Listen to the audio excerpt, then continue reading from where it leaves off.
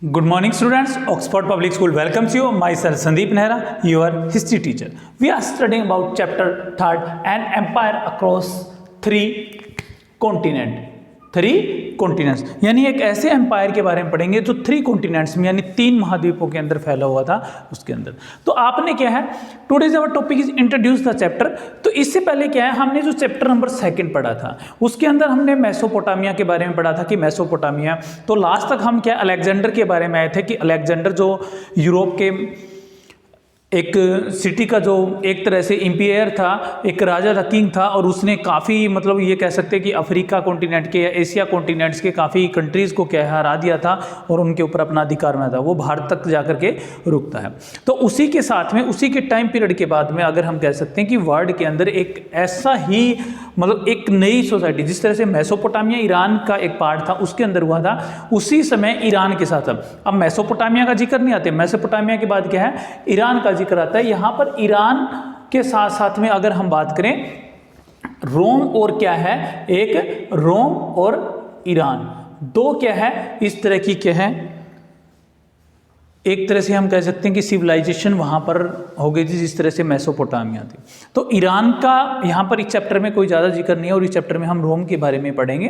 तो इंट्रोड्यूस के अंदर हम बात करते हैं कि रोम एक ऐसी मतलब सिविलाइजेशन है या एक ऐसे पूरे एम्पायर को कहा गया है जो यूरोप, वेस्ट एशिया और नॉर्थ अफ्रीका में फैला हुआ था। वेस्ट एशिया जिसको फर्टाइल कंटिनेंट भी कहा जाता है। अब थोड़ा सा मैप से समझा दें, इस तरह अगर ये वर्ल्ड का मैप ले लीजिए, आपकी बुक में भी दे रखा है, ये इस तरह से मैप दिया गया है। यहाँ पर मान लीजिए आपका क्या है, यूरोप है, यूरोप के हैं, यहाँ पर क्या आ जाते हैं आपका सहारा डेजर्ट आ जाता है, यहाँ पर अफ्रीका कॉन्टिनेंट है, यहाँ पर क्या है एशिया आता है।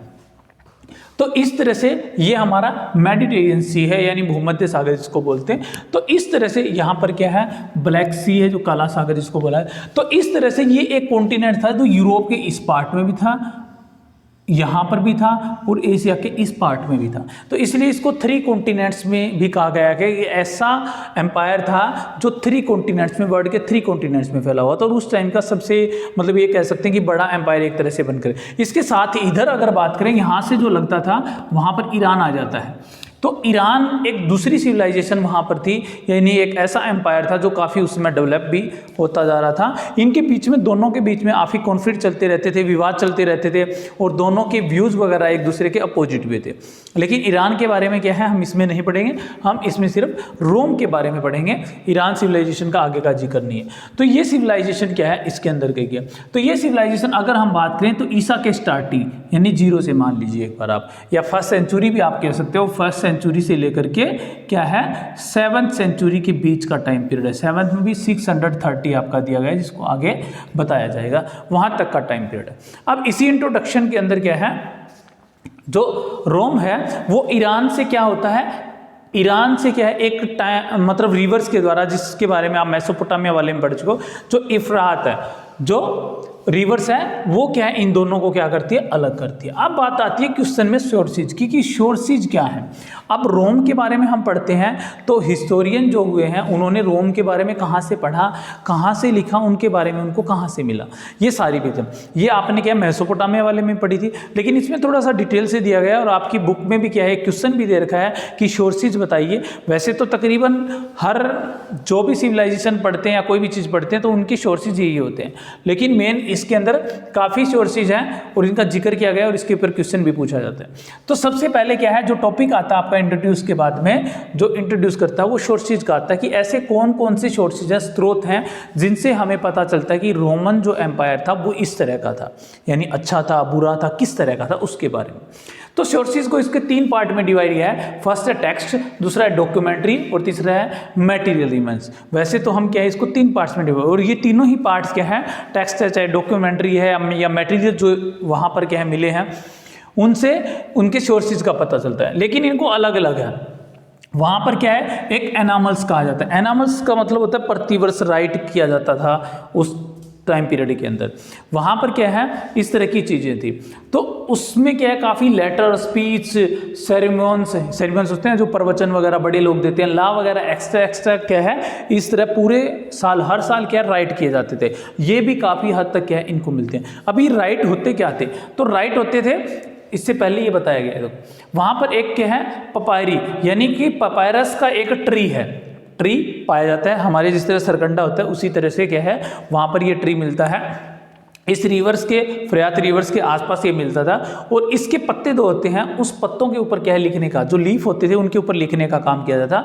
तो ये एनालिसिस जो ये सारी चीज़ें थी, लेटर्स है, स्पीच है, सरमन सलाज, ये सारी चीज़ें लिखी थी। इसके अलावा क्या है, इंस्क्रिप्ट्स भी लिखी जाती है। इंस्क्रिप्शन जो है, अभिलेख जो है, वैसे तो इनके ऊपर भी लिखे जाते थे, लेकिन जो ज़्यादा क्या है, जो मेन होते थे या राजा के द्वारा, इस तरह के एम्पायर के द्वारा बताए जाते थे, उनको क्या है किसी पत्थरों के ऊपर खुदवा दिया जाता था, ताकि लॉन्ग टाइम तक क्या इसको लोग एक मतलब लंबे समय तक इसको लोग क्या है पढ़ते चले जाएं।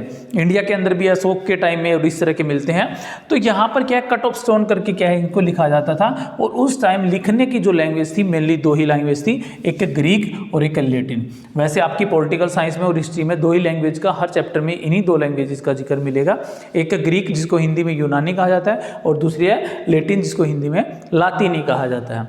तो इन्हीं दो लैंग्वेजेस का क्या है यूज किया जाता है। अब ये जो ट्रीज वगैरह थे, तो इनमें जो एनालिसिस होती थी 1000 के आसपास क्या है, काफ़ी संख्या में चीज़ें क्या है, लाख हज़ारों की संख्या में हर साल क्या है, सैकड़ों की संख्या में ये चीज़ें लिखी जाती थी। तो 1000 ऑफ कॉन्ट्रैक्ट, अगर मान लो किसी के साथ कोई कॉन्टैक्ट करना है, कोई ट्रेड करना है, तो वो कॉन्ट्रैक्ट होता था, अकाउंट्स होता था, वो क्या इनके ऊपर लिखा जाता था, इन पपायरिस्ट के ऊपर। कौन लिखते थे, पपायरिस्ट लिखते थे, यानी जो इसका यूज़ करते थे उनको पपायरिस्ट कहा गया है। तो उनको क्या है अकाउंट्स लिखते थे, लेटर और ऑफिशियल डॉक्यूमेंट्स वगैरह होते थे, ये काफ़ी बड़ी संख्या में क्या है यहाँ मिलते थे। तो दूसरा रिसोर्सेज क्या है इसके अंदर, इनका बताया गया है। पहले में तो 3 पार्ट बता दिए जो नॉर्मली सब में मिलते हैं, टेक्स्ट क्या आते हैं, डॉक्यूमेंट्री क्या आते हैं और मटेरियल एलिमेंट्स का। तो टेक्स्ट आपको पता ही है जो मिलता है, तो टेक्स्ट के और डॉक्यूमेंट्स में ये सारी चीज़ें आ जाती है, ये इसी तरह से मिलती थी। अब दूसरा था through excavation and the field survey. अब क्या है, खुदाई वगैरह की जाती है। आपको पता है कि जैसे आज हम सर्वे कर रहे हैं, जैसे हमारे आसपास क्या है बनवाली के अंदर सर्वे किए जाते हैं, तो वहाँ पर खुदाई की जाती है, एक्सकेवेशन की जाती है, उसको खुदाई बोलते हैं। एंड फील्ड सर्वे, और उसकी मिट्टी वगैरह का या जो चीज़ें वहाँ पर निकलती है उस फील्ड का क्या सर्वे किया जाता है। उस सर्वे से भी कुछ चीज़ें निकल कर के आई है जिनसे हमें क्या है रोम एम्पायर के बारे में पता चलता है। तो सबसे पहले बिल्डिंग्स, वहाँ पर काफ़ी बिल्डिंग्स वगैरह मिली है, वो बिल्डिंग्स हमें क्या है रोम्स के बारे में बताती है।